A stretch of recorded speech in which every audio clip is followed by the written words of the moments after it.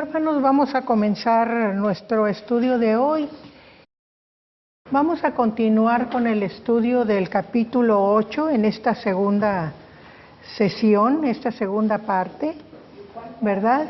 Y vamos a ver a partir del versículo en el 23. Y no solo ella, sino que también nosotros mismos, que tenemos las primicias del Espíritu, nosotros también gemimos dentro de nosotros mismos, esperando la adopción, la redención de nuestro cuerpo. Porque en esperanza fuimos salvos, pero la esperanza que se ve no es esperanza, porque lo que alguno ve, ¿a qué esperarlo? Pero si esperamos lo que no vemos, con paciencia lo aguardamos. En la clase anterior habíamos estado viendo cómo la creación gime, ¿verdad? Gime, dice que porque está bajo la opresión del pecado. Y comentábamos, nos fuimos allá a Génesis para ver por qué, ¿verdad?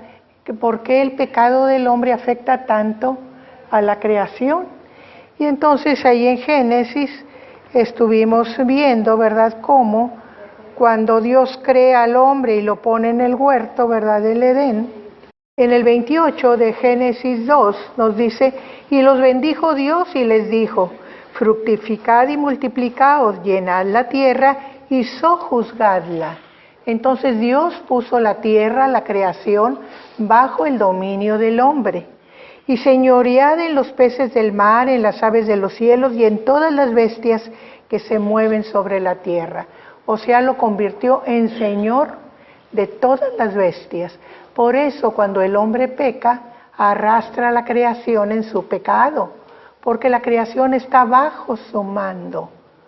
Ya comentábamos que la creación, la naturaleza es un ser vivo, ¿verdad? Y que es salvaje, y que cuando el hombre no la sojuzga como Dios le dijo, debe sojuzgarla con amor, con cuidado, con devoción. Pero cuando no la sojuzga se vuelve tan salvaje como ella, ¿verdad? Por eso vemos esa gente que se pierde a veces en la naturaleza, que pierde casi la conciencia de ser un ser humano, ¿verdad? ¿Y cómo sería el ejemplo de sojuzgarla adecuadamente? Es tener el dominio sobre ella, mandarla, ser la persona que la dirige. Así como el padre dirige a los hijos para formarlos, así también el hombre sobre la naturaleza, no destruirla, no maltratarla, sino guiarla en su función, ¿verdad?, de proveer para el hombre.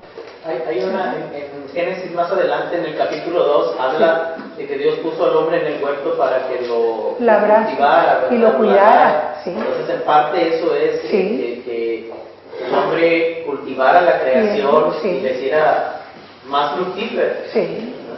Sí, de hecho, pero que la cuidase, que la guardase, ¿verdad?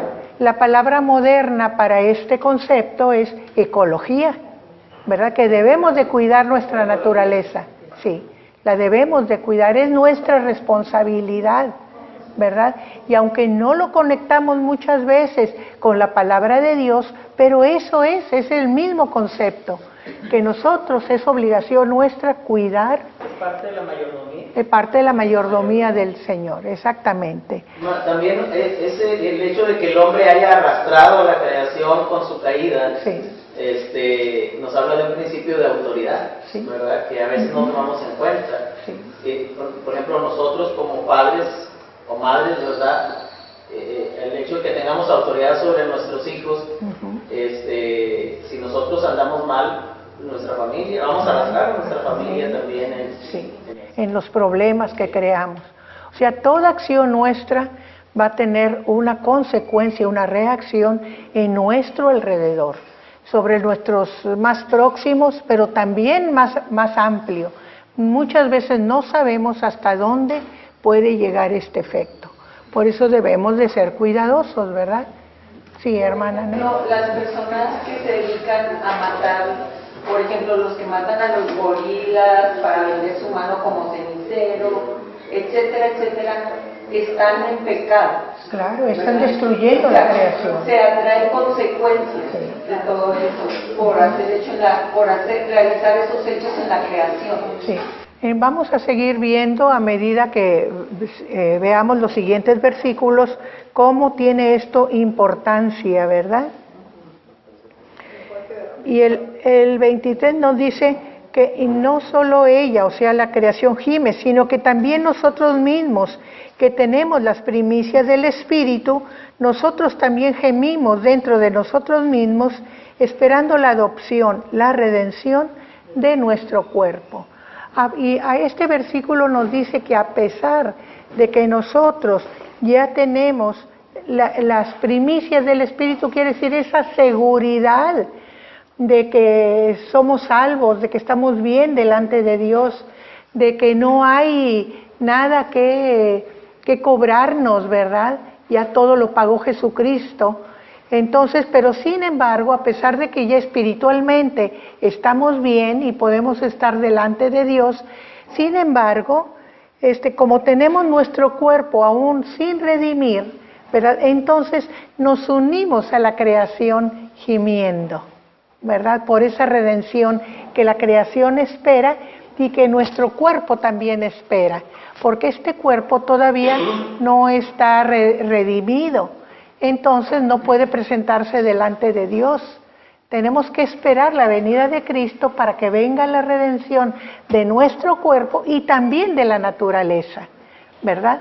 Por eso, de alguna manera, fíjense cómo nosotros estamos conectados espiritualmente con Dios y nuestro cuerpo todavía no está redimido, está conectado con la naturaleza.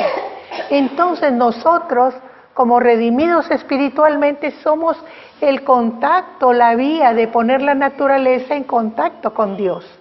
O sea, somos ese mecanismo de unión, ¿verdad?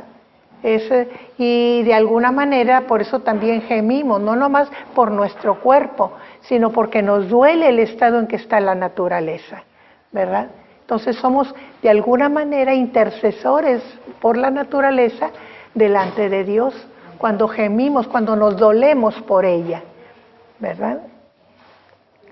Entonces sigue diciendo el 24, porque en esperanza fuimos salvos, pero la esperanza que se ve no es esperanza, porque lo que alguno ve, ¿a qué esperarlo? En esperanza fuimos salvos, o sea, en la esperanza de nuestra redención completa.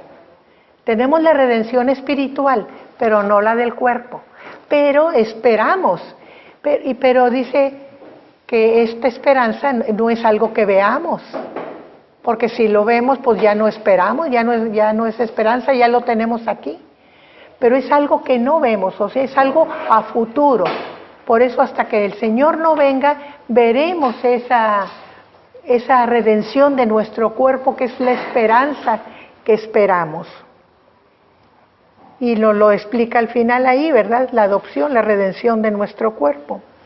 Pero si esperamos lo que no vemos, con paciencia lo aguardamos. Fíjense, este esperar produce en nosotros paciencia, ¿verdad? Que es una cualidad muy especial, que muchas veces nos falta.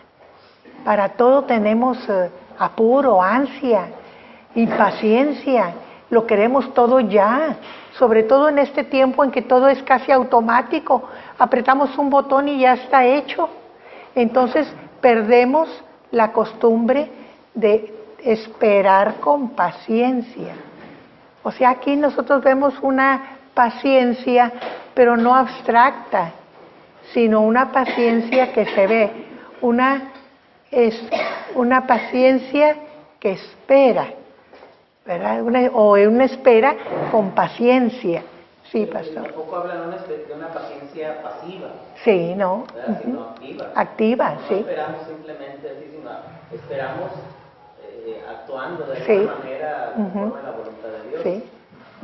Entonces esta paciencia es algo que se ve, ¿verdad? Que es palpable, como dice el pastor, que es activa. Seguimos con el versículo 26.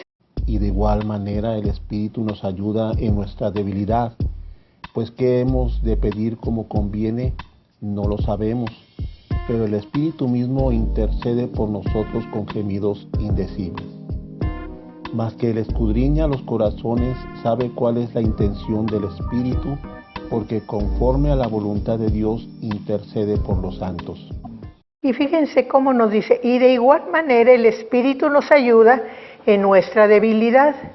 Pues qué hemos de pedir como conviene, no lo sabemos, pero el Espíritu mismo intercede por nosotros con gemidos indecibles. Entonces, él dice que el Espíritu nos ayuda en nuestra debilidad, porque muchas veces nosotros sentimos una necesidad, pero no la podemos delinear, decir exactamente qué necesito. Sé que necesito algo, pero ¿qué? Pero no puedo expresarlo con palabras. Aquella necesidad que tengo no se puede expresar con palabras. Esa es nuestra debilidad. Pero dice que el Espíritu que está dentro de nosotros y nos conoce íntimamente, Él sí sabe qué necesitamos.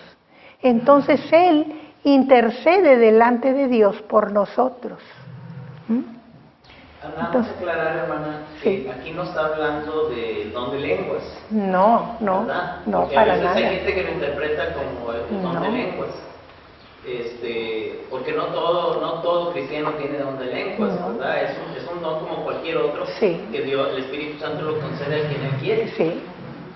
Sí, aquí está hablando de aquello que necesitamos, aquello que le pedimos a Dios o queremos pedirle a Dios y no sabemos exactamente qué. Miren, en los momentos de angustia muchas veces estamos tan abrumados que no sabemos cómo dirigirnos a Dios.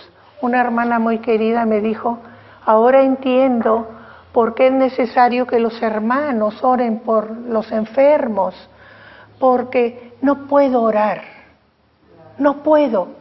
O sea, hay una circunstancia en que no sabemos qué pedir, cómo pedirle a Dios. Entonces el Espíritu es el que trabaja por nosotros, ¿verdad? En nuestra debilidad. ¿Cómo hemos de pedir como conviene? No lo sabemos. Dice, pero el Espíritu mismo intercede por nosotros con gemidos indecibles.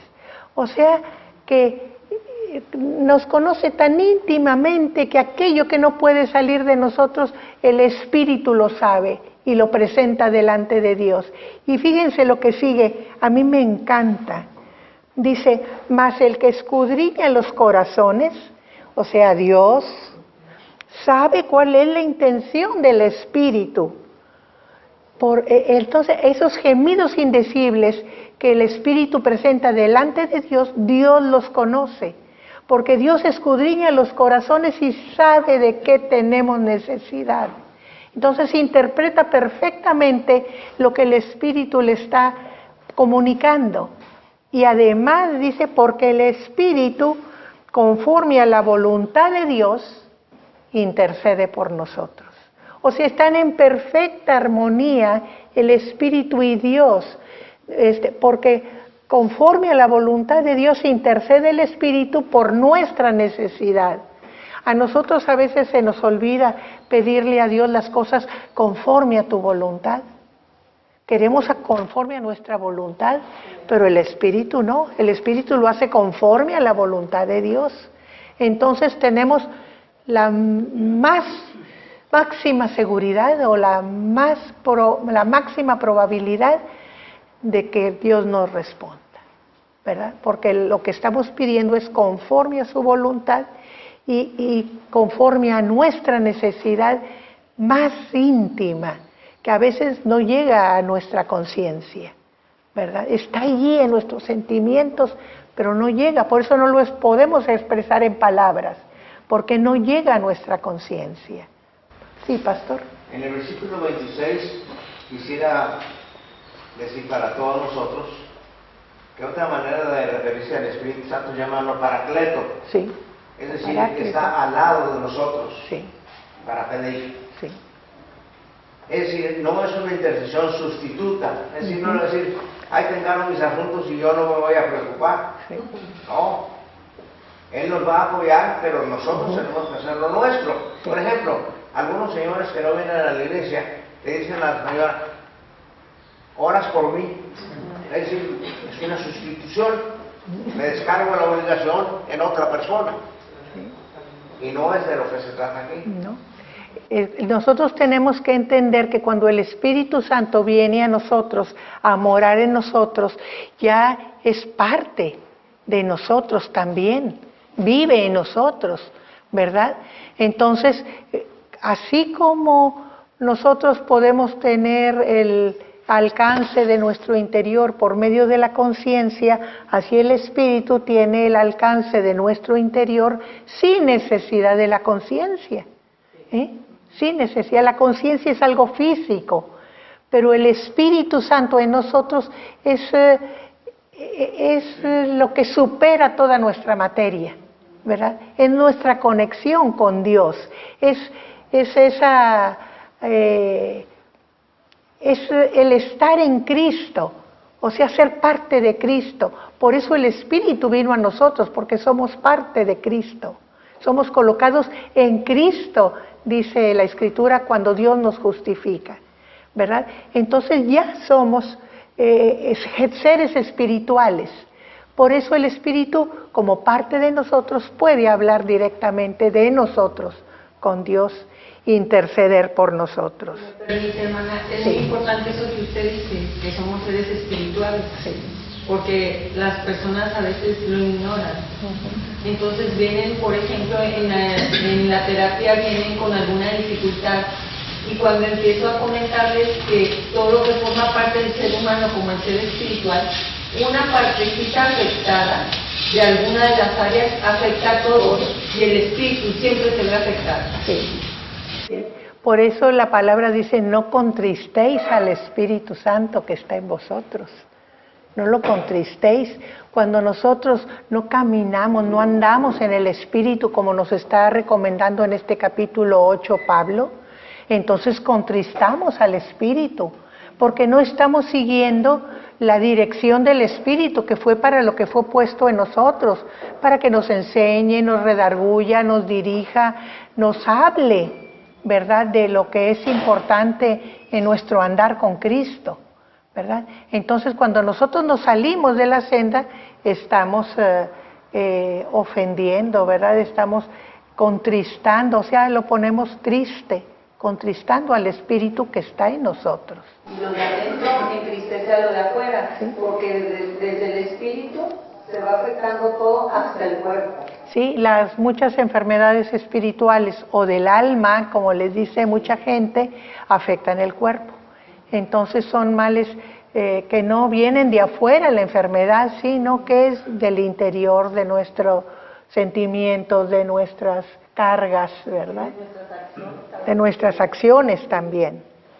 Muy bien, entonces seguimos con el versículo 28.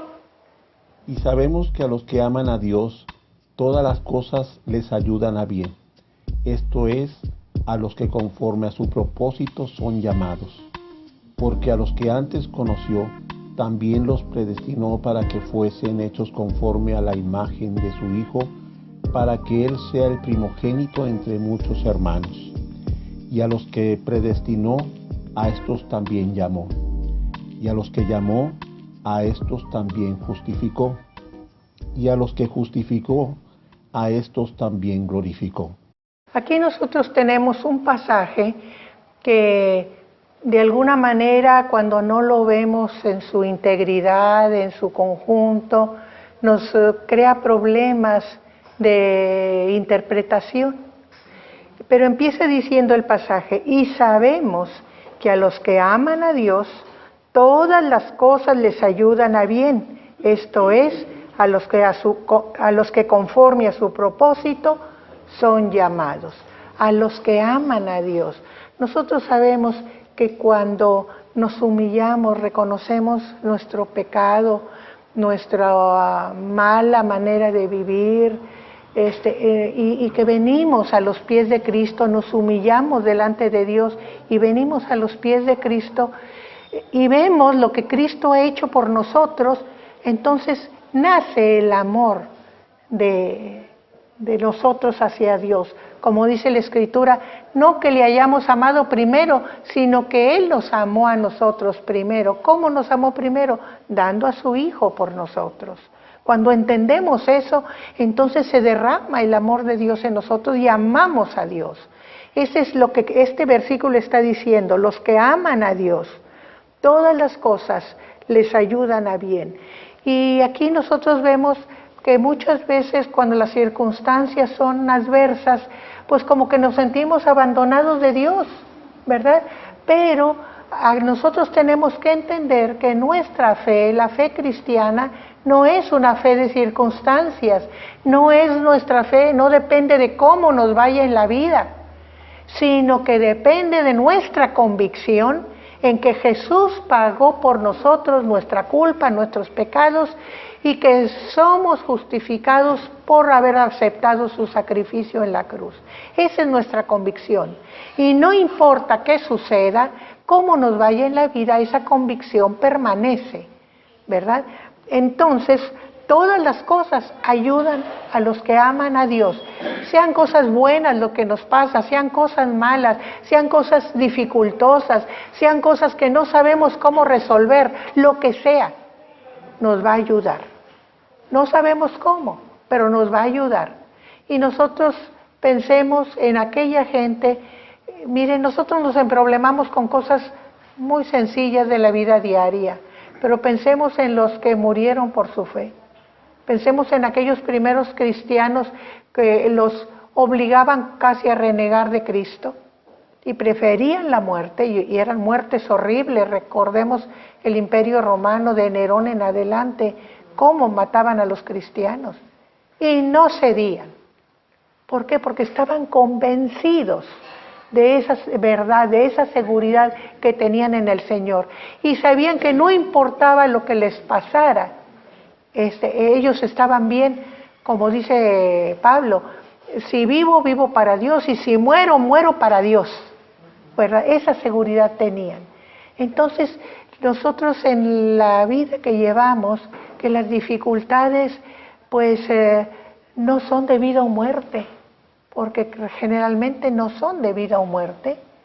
Entonces, dejando que Dios actúe y dejando que el Espíritu nos mueva hacia lo que debemos hacer, encontramos que aquellas cosas que veíamos tan negativas vienen a ser para nuestro provecho, ¿verdad?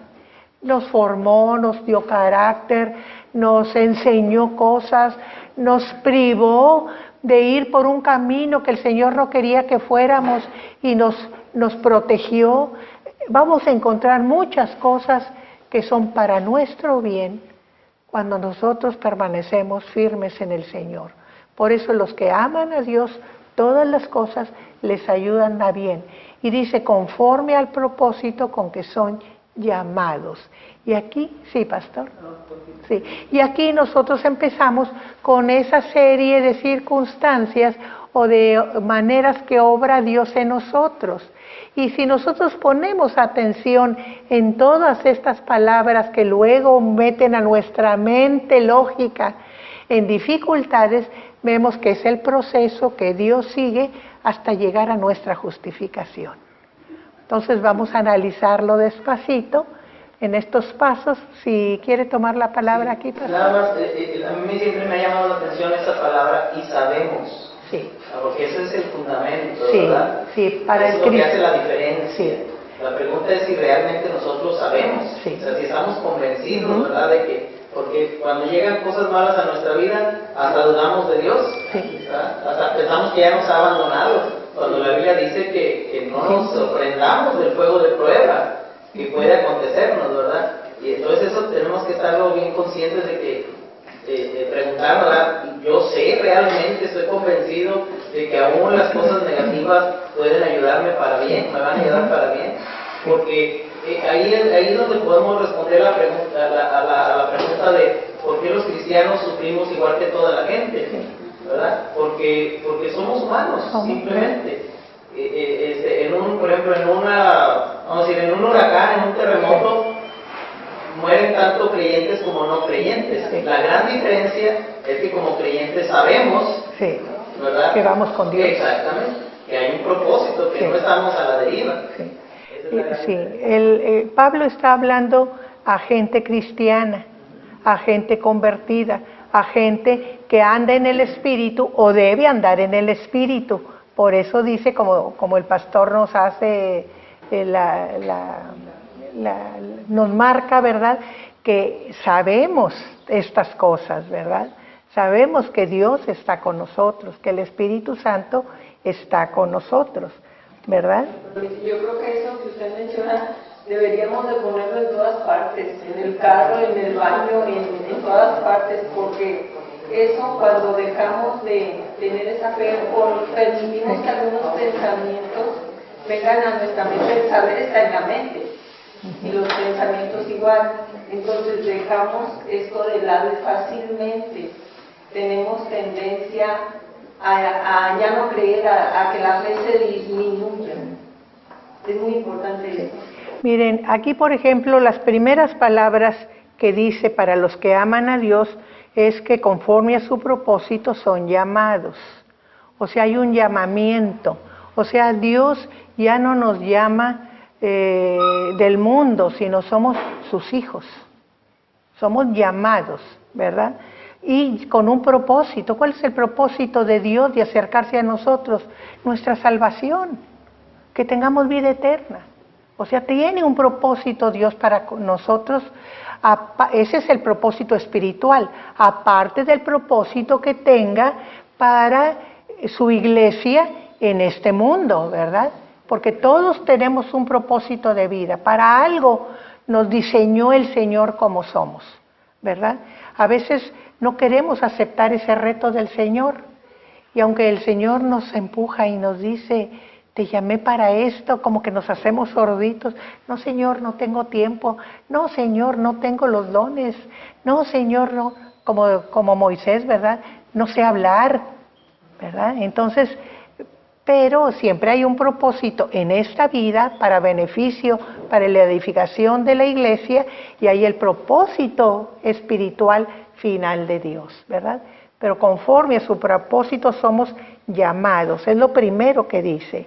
Y luego dice, porque a los que antes conoció también los predestinó para que fueran hechos conforme a la imagen de su Hijo, para que Él sea el primogénito entre muchos hermanos. A los que antes conoció. Y de alguna manera nos resulta un poco abstracto este conocimiento de Dios, que Dios es omnisciente, Él conoce todas las cosas. Pero una manera práctica y fácil que lo podamos entender es viendo a Jesús. Dice Jesús, yo soy el buen pastor y conozco a mis ovejas. Y mis ovejas conocen mi voz. Conozco a mis ovejas. Ahí es ese primer conocimiento. Cristo nos conoce y según nos ve, Él nos llamó. ¿Cómo llamó a sus discípulos? Tú ven, ¿lo conocían los discípulos? No lo conocían. A Natanael, ¿se acuerdan? Que va Felipe y le habla. Y entonces dice, hemos encontrado a alguien que creemos que es el Mesías. Y dice, es de Galilea. ¿De Galilea saldrá algo bueno? Dice Natanael. Y cuando lo llevan como quiere y lo presentan delante de Jesús. Y Jesús le dice, he aquí un israelita íntegro.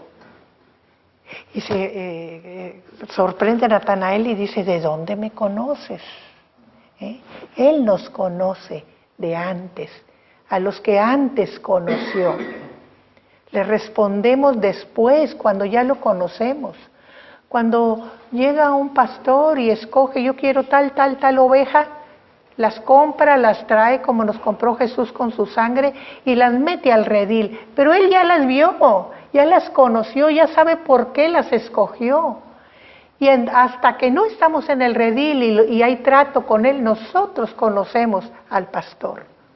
Entonces, a los que antes conoció, fíjense cómo viene, también las predestinó.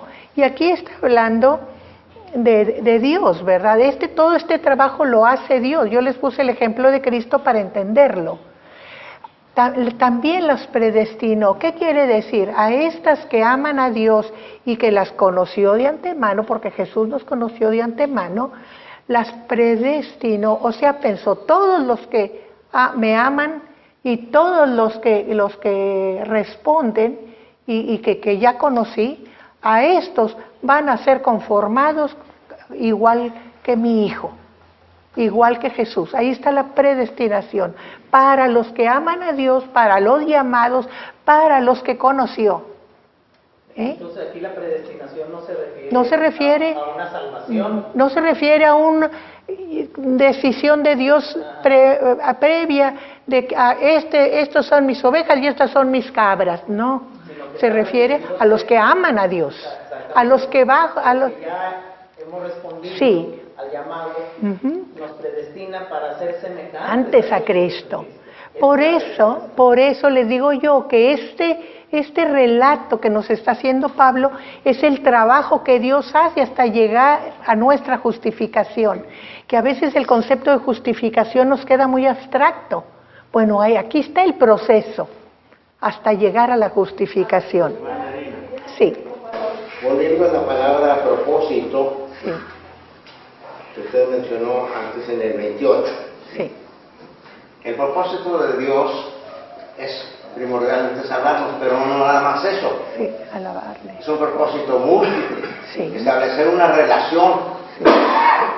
El cristiano está en relación permanente Con Dios.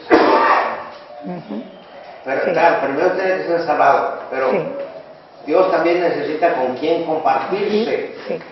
Y también el propósito es para alabarlo, ¿verdad?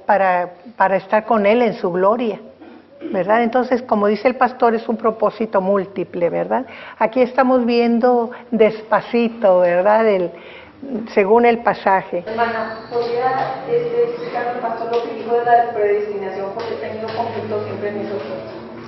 Bueno, lo que yo compartí era que como vamos viendo el orden, cuando aparece la palabra predestinación, no está hablando de una salvación. Primeramente habla de los que llamó, los que le aman, ¿verdad? O sea, los que respondimos ya a ese llamado, no por predestinación de Dios, sino por humildad. Dios nos da la oportunidad de responder o rechazar. Una vez que respondimos ese llamado positivamente, entonces Dios, lo que decía el pastor Vaquero, nos predestina para ser semejantes a su Hijo. O sea, no es, ya somos salvos, pero no es ese el llamado sencillamente. Ese es el inicio, ¿verdad? Ya, la predestinación nos habla de del siguiente paso, ¿verdad? ¿De qué? Conformarnos. Exactamente, conformarnos a la imagen de su Hijo. O sea, no nos contentemos con que ya soy salvo y venir a los cultos, sino que nuestra vida diaria, nuestra vida esté reflejando a Cristo, ¿verdad? No somos perfectos, pero vamos hacia esa perfección. Sí. Entonces dice, a estos también llamó, y a los que llamó, a estos también justificó. O sea, termina el proceso de Dios en la justificación, ¿verdad? Entonces tenemos los que aman a Dios, los llama para su propósito y ese llamado los predestina para ser como su Hijo, ¿verdad? Y también los justifica. Y luego, ya que los justifica, nosotros sabemos que hasta ahí ya llegamos. También glorificó. Porque en Dios todas las cosas que su palabra dice son hechas aunque sea a distancia, como las profecías, ¿verdad? Que no todas se cumplen en el momento que se dan, sino se cumplen a su tiempo. Aquí también nuestra glorificación va a venir cuando Jesús venga. O sea, está en esa esperanza a futuro, ¿verdad? Que estamos esperando, ¿verdad? Cuando nuestro cuerpo sea redimido y entonces seamos glorificados. Entonces vendrá la glorificación, pero para Dios ya está hecha, ¿verdad? Porque Él ya lo determinó y aunque todavía falta que venga Cristo y nuestro cuerpo sea redimido, para Él ya estamos glorificados, ¿verdad? Seguimos con el versículo 31, por favor. ¿Qué pues diremos a esto? Si Dios es por nosotros, ¿quién contra nosotros? El que no escatimó ni a su propio Hijo, sino que lo entregó por todos nosotros, ¿cómo no nos dará también con Él todas las cosas? ¿Quién acusará a los escogidos de Dios? Dios es el que justifica. ¿Quién es el que condenará? Cristo es el que murió, más aún, el que también resucitó, el que además está a la diestra de Dios, el que también intercede por nosotros. Miren, aquí este pasaje es muy especial, porque pone Pablo en la mesa todas las dudas que podría tener alguien, ¿verdad? Sobre todo los enemigos, o los que no están firmes, ¿verdad? O los que no han entendido las cosas de Dios. ¿Qué diremos a esto? O sea, ya nos explicó todo el proceso de cómo Dios nos toma y nos lleva, nos justifica, nos dio su Espíritu Santo para que sepamos andar en la vida cristiana. Entonces, ¿qué vamos a decir si ya tenemos todo hecho por Dios? ¿Qué vamos a decir? ¿Verdad? Y para que no nos quede duda, dice, si Dios es con nosotros o por nosotros, ¿quién contra nosotros? O sea, qué cosa tan especial el que sepamos que Dios está por nosotros. O sea que en cualquier dificultad, en cualquier circunstancia, en cualquier enemistad, en cualquier golpe o ataque del enemigo, ahí está Dios hablando por nosotros. Qué cosa tan maravillosa, qué tan especial, ¿verdad? Entonces, ¿qué diremos si Dios es por nosotros, verdad? En nuestro favor. El que no escatimó ni a su propio Hijo, sino que lo entregó por todos nosotros. O sea, nos amó de tal manera que dio a su Hijo, ¿verdad? Entonces, no nos queda ninguna duda de que Él está por nosotros. ¿No nos dará con Él también todas las cosas? Ya nos dio Dios lo más importante, lo más grande, lo más especial, que es Cristo. Todo lo demás es secundario. ¿No nos los dará también con Él? El comentarista que yo leo dice, si nosotros vamos a una joyería y compramos una joya preciosa, una joya especial, cuando el joyero nos lo entrega, no nos entrega la joya en la mano, nos las entrega en un estuche. Y el estuche es precioso también, es especial, pero el estuche viene gratis con la joya. Así es Dios cuando nos da Cristo. Cristo es la joya y todo lo demás es el estuche, ya viene como añadidura. Por eso también dice Jesús, ¿verdad? Buscad el reino de Dios y su justicia, y todo lo demás llega por añadidura, ¿verdad? Entonces no nos dará con Él, con Jesús, todas las demás cosas que podamos necesitar, si ya nos dio lo más importante. ¿Quién acusará? Y aquí viene, bueno, ya tenemos lo más importante, ahora las acusaciones. ¿Quién acusará a los elegidos de Dios? Dios es el que justifica, o sea, el que aceptó el pago por nosotros, ¿verdad? Entonces, fíjense que aquí lo importante es cómo nosotros reaccionamos ante las acusaciones. Satanás nos acusa por medio de nuestra mente. No, tú no te estás portando bien. Tú crees que estás bien delante de Dios, pero si mira, eres así y eres así y acullá. Y entonces si nosotros hacemos caso de esas acusaciones, pues, si ya nos justificó Dios, tenemos que hacer lo que hizo Lutero cuando Dios lo acusaba en su mente de que si no era un santo, si era un hombre como todos, pecador, sí, pero Cristo murió por mí y pagó por mi pecado. Cuando Satanás lo acusaba. Sí, cuando Satanás lo acusaba, ¿verdad? En su mente, ¿verdad? Entonces, vete de aquí. O sea, nosotros tenemos que saber manejar nuestra mente. Recordemos que nuestra mente es material, ¿verdad? Y un aliado maravilloso es nuestro cerebro, pero también es un enemigo terrible si lo dejamos que nos controle, ¿verdad? Entonces tenemos que mantener controlado nuestro cerebro, ¿verdad? Que es por donde llegan las acusaciones del maligno. ¿Quién nos acusará si Dios es el que justifica? ¿Verdad? Este viernes me habló una persona cristiana, conocido, que no voy a decir su nombre, conocida, y me dijo, Nelly, ayúdame, porque no puedo con mis pensamientos, me están desmenuzando, ayúdame. En ese momento, como a las 10:30 de la noche. Entonces, eso es muy poderoso, los pensamientos. Entonces, sí es importante saber manejarlos, porque si nos desmenuzan, digo, yo lo he vivido, no creas que no. De hecho, uno de los programas que llevan los enfermos mentales es precisamente cambiar sus pensamientos. Nosotros sabemos que en los procesos de depresión, que es un proceso químico en el cerebro, los neurotransmisores están cambiados ahí, vienen pensamientos todos negativos. Por eso viene mucho el pensamiento del suicidio: no valgo nada, nadie me quiere, soy un inútil, ¿para qué vivo? Y entonces viene la idea del suicidio. Bueno, una de las terapias es cambiar los pensamientos. Observa a tu alrededor, tu familia te quiere, tu familia te busca, tus amigos se preocupan por ti, tienes muchas cosas que dar todavía a tus semejantes, o sea, cambiar los pensamientos, ¿verdad?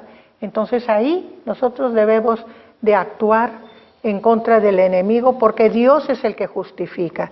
¿Quién es el que condenará? Cristo es el que murió, más aún el que también resucitó, el que además está a la diestra de Dios, el que también intercede por nosotros. Entonces, no hay acusación, tampoco hay condena, porque ¿quién nos va a condenar? Si Cristo ya pagó por nosotros. Y no nada más murió, sino también resucitó y nos dio vida. Entonces, no hay condena. Por eso, ninguna condenación hay para los que están en Cristo Jesús. Aquellos que hemos sido puestos en Cristo, ninguna condenación hay, ¿verdad? Entonces, ¿quién nos condenará? Y no nada más resucitó y está en los lugares celestiales, sentado a la diestra de Dios, gozándose de su gloria, sino que está activo, como dice el pastor, ¿verdad? Hay actividad siempre, intercede por los santos, intercede por nosotros. Y fíjense, ya vimos cómo Dios está por nosotros.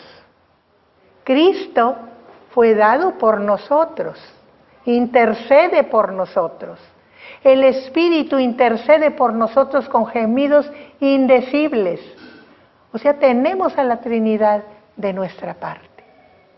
¿Qué cosa tan hermosa es estar en Cristo y que Dios esté de parte de nosotros, ¿verdad? Hermosa cosa. Sí. En el versículo 26 hay un verbo que no analizamos mucho. No es en el 26, perdón, en el 32. Dice que no escatimó. En la Biblia de 909, anterior a la 60, dice perdonó. Y a mí me parece más fuerte la idea. Sí. Dios pudo haber perdonado a Jesús de que subiera a la cruz, pero no lo hizo. Eso, sí. No es cosa de escatimar, es cosa de quitarle la responsabilidad, la carga. La carga. Sí. Sí. Entonces, ahí es una expresión muy fuerte. Sí. Fíjense, por eso es tan especial Juan 3, ¿verdad? Cuando dice que de tal manera amó Dios al mundo que dio a su Hijo unigénito para que todo aquel que en Él cree no se pierda, mas tenga vida eterna, ¿verdad? Dio a su Hijo. Él lo puso y a mí me encanta. Yo cuando empezaba a meterme a fondo en el Evangelio decía, ¿cómo es posible que simples humanos hayan levantado la mano contra el Hijo de Dios? A mí me parecía algo muy, muy fuerte, que batallaba mi cerebro para aceptarlo, hasta que llegué al capítulo 10 de Juan, en donde dice, yo soy el buen pastor. Y yo pongo mi vida por las ovejas. Nadie me la quita. Yo la pongo, de mí mismo la pongo y tengo poder para volverla a tomar. Ese versículo resolvió todas mis dudas, porque no nada más Jesús fue a la cruz por voluntad del Padre, sino por voluntad propia. Yo de mí mismo la pongo. Cuando estuvo en el huerto de Getsemaní, que sentía en su físico lo que iba a pasar porque era uno como nosotros, y entonces que le pide al Padre de que pase de mí esta copa, pero luego dice, no se haga mi voluntad sino la tuya. Entonces cuando él acepta la voluntad de Dios de pasar por la cruz, unen las dos voluntades. Yo quiero ir, yo quiero hacer como tú quieres, ¿verdad? En su humanidad, porque era en su humanidad donde estaba sufriendo, ¿verdad? Pero es hermoso esa disposición de ir a la cruz y cómo Dios prepara a su Hijo, lo manda, que vive entre nosotros para que haga esa labor. Por eso el ministerio de Jesús es la salvación, ¿verdad? Como habíamos dicho, Dios es el Dios creador, el Padre. Jesucristo es el Salvador, su ministerio es la salvación, y el ministerio del Espíritu Santo es la Iglesia, el llevarnos adelante, el guiarnos, el enseñarnos a vivir la vida cristiana. Bien, seguimos adelante. ¿Quién nos separará del amor de Cristo? ¿Tribulación o angustia o persecución o hambre o desnudez o peligro o espada? Como está escrito, por causa de ti somos muertos todo el tiempo, somos contados como ovejas de matadero.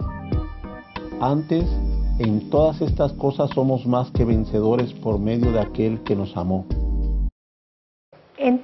Como resultado de todo esto que hemos aprendido, que Dios está por nosotros, que el Espíritu intercede por nosotros con gemidos indecibles, que Cristo está a la diestra de Dios intercediendo por nosotros, entonces nuestro amor crece de una manera que ni siquiera sospechamos. Por eso empieza diciendo el versículo 35, ¿quién nos separará del amor de Cristo? Y entonces vienen todas aquellas cosas que pudiéramos pensar que son factores que nos pudieran separar. Tribulación. Muchas veces nos sentimos muy llenos de pesar, de dolor espiritual, que no sabemos cómo salir, ¿no? Ahí tenemos al Señor. Yo no sé, Señor, pero tú sí sabes. Y salimos de la tribulación. O angustia. La angustia es algo que oprime. Yo creo que todos hemos tenido en algún momento de nosotros el sentimiento de angustia, que sentimos que el corazón se nos oprime y que no podemos ni respirar, ¿verdad? Porque angustia viene de angosto, ¿verdad? De algo muy encerrado, muy apretado, muy cerrado, de lo que no podemos salir, ¿verdad? Pero también ahí, en esas circunstancias, tenemos el auxilio espiritual para liberarnos, para calmarnos, para salir de aquella prisión que las emociones nos marcan, ¿verdad? Angustia, persecución.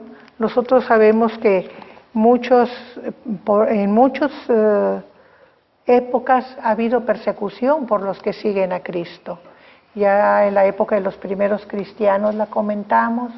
También comentamos cuando se empezó a leer la palabra ya en la Edad Media, y que la gente que leía la palabra y actuaba conforme a la palabra era perseguido por la iglesia porque no se conformaban a los ritos de la iglesia, o cuando la Reforma, ¿verdad?, de que también los que leyeron también la palabra y la interpretaron y la quisieron seguir también fueron perseguidos. Y pues en los tiempos modernos tampoco no cesa la persecución, ¿verdad? En la época de nosotros de niños, y hablo de mí como adulta de ya 76 años, ¿verdad? En China, en Rusia, en los países musulmanes, cómo han perseguido los cristianos, ¿verdad? Entonces, y aún en la época sigue habiendo persecución, ¿verdad? Según nuestro México no se escapa, ¿verdad? Hay ciertos lugares en que todavía la idea del culto único en México está muy grabado y todavía persiguen a aquellos que tienen la libertad de conciencia y que piensan diferente, ¿verdad?, en cuanto a fe. Entonces, la persecución no se parará. La historia nos ha enseñado que no ha tenido efecto la persecución en abandonar el amor de Cristo. Hermana, en la Biblia hay frases muy poderosas. Esta del 37 es uno de ellos, el versículo 37 que acabamos de leer, que habla de que somos más que vencedores, y el 28, que dice que todas las cosas nos ayudan para la vida, y han sido de alguna manera, digo con respeto de los psicólogos, pero han sido de alguna manera tomadas, ¿no?, incorporadas a la terapia psicológica y a la actualización humana, y para ayudar a la gente, lo cual es bueno, pero de luego se saca de contexto a veces estas frases poderosas, porque aquí habla el 37, cuando habla que en todas estas cosas somos más que vencedores. Si nos vamos 2 versículos antes, está hablando de un cristiano que vence, y dice en qué, dice, ¿quién nos separará del amor de Cristo? Es decir, cuando el cristiano, a pesar de todas las dificultades, no es separado del amor de Cristo, Es un vencedor. es un vencedor. Es un vencedor. O sea, un vencedor no es traer carro nuevo, ni casa nueva. Entonces, cuando nada más saca la frase, porque somos más que vencedores, y entonces ya ahí le pegamos lo que cada quien entiende como ser más vencedor. En la Biblia, Pablo habla, dice, ¿quién nos separará del amor de Cristo? Nada, por eso somos más que vencedores. Nuestro bien es Jesús. Y entonces lo podemos conectar con el versículo 28 cuando dice, y sabemos que todas estas cosas nos ayudan para bien, pero nuestro bien es Cristo. Nuestro bien es Cristo. Entonces son frases muy poderosas, muy hermosas que le dan serenidad y ancla el alma, de nuestra alma, para no perdernos, para no sufrir. La angustia es terrible a veces, las dificultades son enormes, el peso es agotador, que todos de alguna manera hemos pasado, pero tenemos esperanza de que Jesús va a estar con nosotros. Entonces el bien, lo que entiende el mundo como bien, es diferente a lo que el cristiano entendemos como bien. Yo creo que lo peor que nos puede pasar es que nos quiten a Jesús. O sea, la caricia, el abrazo, el amor, el beso, permítanme también expresar, el beso de Jesús, que está ahí siempre, eso sería para nosotros el fin del mundo. O sea, se acabó, ya no hay nada que ir, si nos quitan al Maestro. Ese es, y tomando las palabras de aquella mujer que fue a verlo se me viene a la mente ahorita, al sepulcro, aquellas mujeres, que dice Raboní, ¿no? Y también, ¿no? Mi maestro, o sea, era que Jesús es maravilloso. Aquel hombre rico que entró corriendo al gobernador y le dijo, dame el cuerpo, porque quería omitir a Jesús, dame el cuerpo. En su concepción, que tenía limitada aquel hombre rico, es que no nos quiten a Jesús. Exactamente. Y luego sigue diciendo, o hambre. Y yo les voy a decir que dicen los conocedores que el hambre es quizá una de las necesidades físicas más imperiosas y dominantes en el ser humano. que el hambre saca lo mejor y lo peor de nosotros. Y eso se ha visto mucho en los campos de concentración, en los campos de concentración de guerra, en los campos de concentración nazis, ¿verdad? En los campos de concentración, por ejemplo, en Estados Unidos, cuando concentraron a los japoneses, como las carencias, sobre todo el hambre, es lo que más hace que aflore lo que está dentro de nosotros. Cuando hay bien, compartimos, y cuando hay mal, hasta matamos por comer. Entonces, qué impulso tan tremendo es ese de la supervivencia por la comida. Entonces, pero Pablo dice, ni el hambre nos separará del amor de Cristo. Por eso él dice, yo estoy enseñado a tener escasez y a tener abundancia. O sea, que tenemos que aprender, ¿verdad? Pero ¿quién nos enseña? El Espíritu. Por nosotros mismos no lo lograríamos, pero tenemos al Espíritu que nos guía y nos enseña. El hambre tampoco nos podrá separar, o la desnudez tampoco, ¿verdad? Aunque es una de las urgencias, vamos a decir, del mundo civilizado más notorias, pero tampoco eso nos separará del amor de Cristo. O peligro o espada, o sea, el instinto de conservación es lo que nos protege de los peligros. Dicen los que conocen que los detectives son los que tienen el instinto del peligro más desarrollado. Y entonces por intuición saben cuándo están cerca del asesino o del que buscan, por intuición, porque tienen intuición del peligro. Pues ni el peligro nos podrá separar, aunque lo sintamos muy cerca. Y la espada, pues el mismo Señor Jesús, cuando lo fueron a prender, iban con palos y espadas, ¿verdad? Él fue víctima también de la amenaza de la espada. Así que si el Señor Jesús fue amenazado con espada, para nosotros el Señor Jesús nos enseñó a afrontar todas las cosas, porque Él no nos pide nada que Él no haya pasado primero. Entonces ni el peligro ni la espada nos podrán separar del amor de Dios que es en Cristo Jesús, Señor nuestro, ¿verdad? Y siguiendo con nuestra lectura en el versículo 38.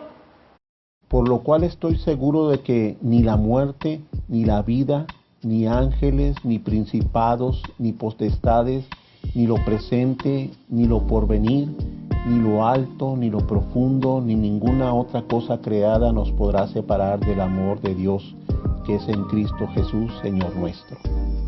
Por lo tanto estoy seguro. Él nos está enseñándoles por medio de la carta a los romanos, a los que él sabe que aunque son cristianos no han tenido formación, entonces les está dando una formación básica por medio de esta carta para que cuando él vaya tengan hambre de que les explique más ampliamente todo esto que les está enseñando, ¿verdad? Y entonces dice, por lo cual estoy seguro de que ni la muerte, y aquí fíjense que no empieza la vida y la muerte, no, la muerte primero, porque nosotros sabemos que siendo seguidores de Cristo, lo más seguro que podían tener, sobre todo en aquella época, era la muerte, por la persecución. Entonces, aceptamos que podemos morir, no nos va a separar la muerte del amor de Cristo, no nos va a separar, ni la vida. Y si nosotros comparamos una cosa y la otra, pues es más difícil la vida que la muerte. Porque la muerte llega y se acabó nuestra preocupación por abandonar a Cristo. Pero la vida, en la vida tenemos muchos asegúnes, muchas circunstancias, muchas cosas en lo que el humano es débil. Y si el humano no se toma de la mano de Dios y se deja dirigir por el Espíritu Santo, pues puede caer, pero el que camina con Cristo y camina con el Espíritu Santo, no hay nada que lo separe en la vida del amor de Cristo. Entonces ni la muerte, ni la vida, ni ángeles. Nosotros sabemos que Dios tiene una hueste de ángeles, ¿verdad?, que puede mandar. Y también el enemigo tiene una hueste de ángeles caídos que puede mandar. Pero ni unos ni otros. Pablo dice en una de sus cartas que si un ángel viene y te trata de enseñar un evangelio nuevo, no lo recibas. O sea que ni ángeles de ninguna clase van a hacer variar lo que Cristo te enseñó, ¿verdad? Ni potestades. También nosotros sabemos que en el mundo invisible hay una serie de poderes, ¿verdad?, que están ahí, unos buenos, otros malos, que tampoco esos nos van a hacer variar en nuestro amor al Señor. Así que ni ángeles, ni potestades, ni lo presente, ni lo porvenir. O sea, lo que estamos viviendo, sea bueno, sea malo, sea dificultoso, sea demasiado bueno, porque curiosamente lo demasiado bueno es más peligroso.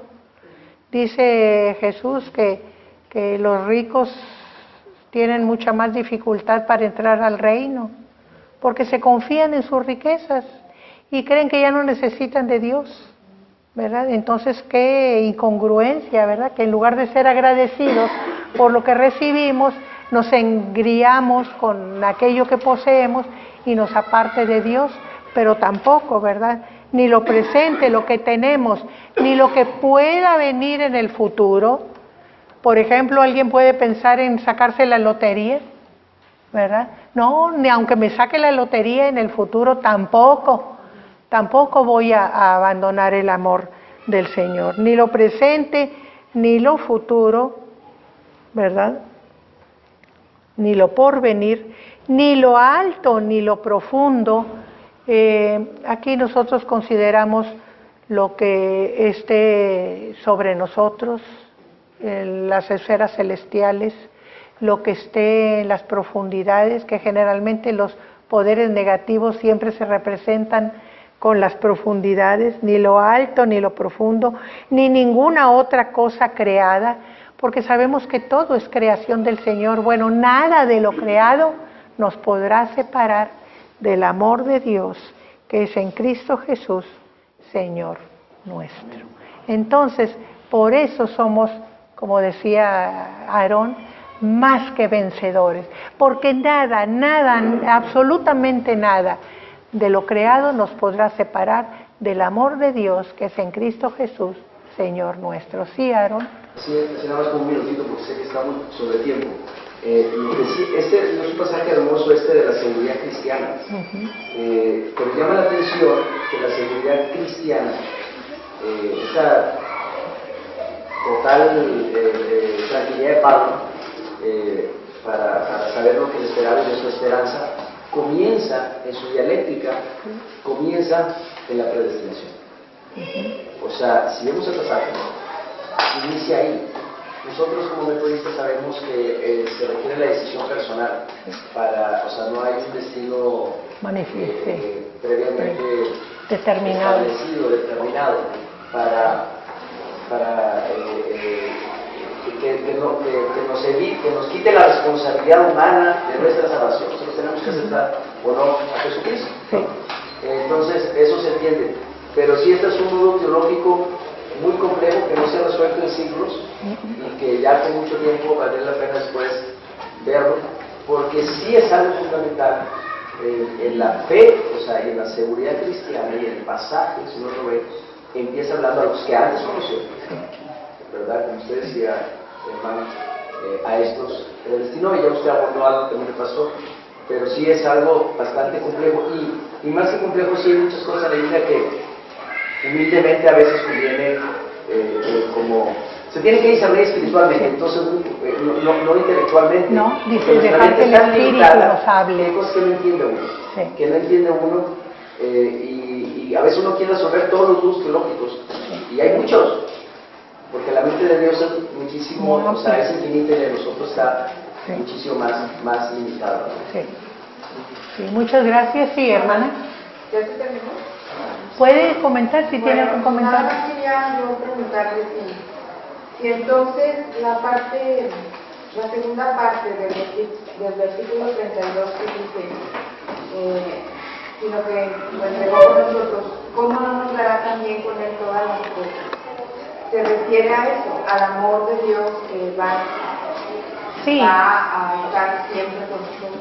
Sí, miren, todo lo que podamos necesitar, ya tenemos el amor de Dios cuando nos dio a Cristo, ¿verdad? Ya lo tenemos, ¿verdad? Pero todo lo demás que podamos necesitar, ya lo tenemos en él. Para enfrentar todas las angustia, sí, miren, si nos damos cuenta, la mitad del capítulo que habla de que Dios nos da el Espíritu Santo para que andemos en Cristo y en la vida cristiana, para andar en el Espíritu, es responsabilidad nuestra. Andar conforme al Espíritu, no conforme a la carne. Pero esta segunda parte, desde donde dice a los que aman a Dios, todas las cosas les ayudan a bien, de ahí todo lo que sigue es acción de Dios. Si ustedes observan bien, es acción de Dios, es lo que Dios hace en nosotros. O sea, por eso tenemos que tener esa seguridad en que lo que Dios ha hecho es perfecto, ¿verdad? Está completo, no hay nada que agregarle. Entonces esa segunda mitad es la obra de Dios en nosotros. Bueno, pues muchas gracias, hermanos.